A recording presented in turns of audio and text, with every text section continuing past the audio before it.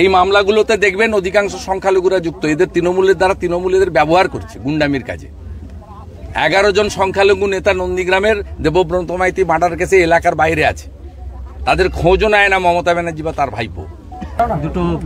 সাফ হয়ে গেছে আমার জেলায় তো 16টার মধ্যে 15টা বিধানসভায় জিতেছে। নন্দীগ্রামের উন্নয়নের ব্যাপারে কি নির্বাচনোক্ত পরিস্থিতিতে এই মৃত্যু, তার কোনো অ্যারেস্ট নেই, কিন্তু অযথা আপনাদের অনেক কর্মীদের।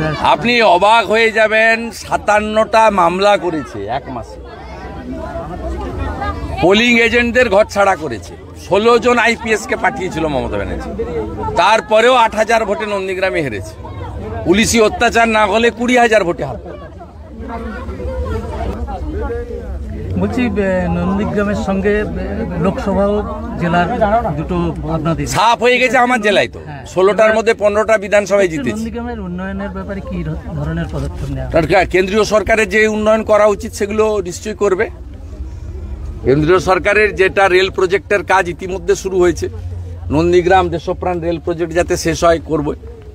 এবং আমরা যেহেতু জাতীয় জলপথের মধ্যে নন্দীগ্রাম হলদিয়া, এখানে তো এটা জাতীয় জলপথ, এখানে রাজ্য সরকারের কোনো সুযোগ নেই।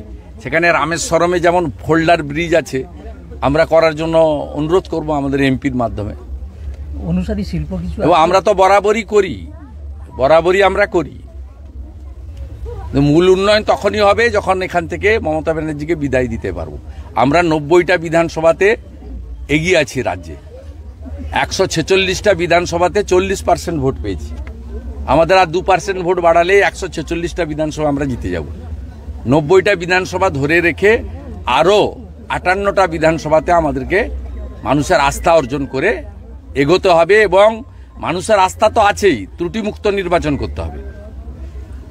আর সংখ্যালঘু ভাইদের বুঝতে হবে, ইমামদের কথায় ভোট দিয়ে দিলেন, তারা সবচেয়ে বেশি অবহেলিত।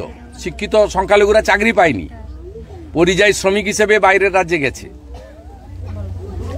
এই মামলাগুলোতে দেখবেন অধিকাংশ সংখ্যালঘুরা যুক্ত। এদের তৃণমূলের দ্বারা তৃণমূলের ব্যবহার করছে গুন্ডামির কাজে।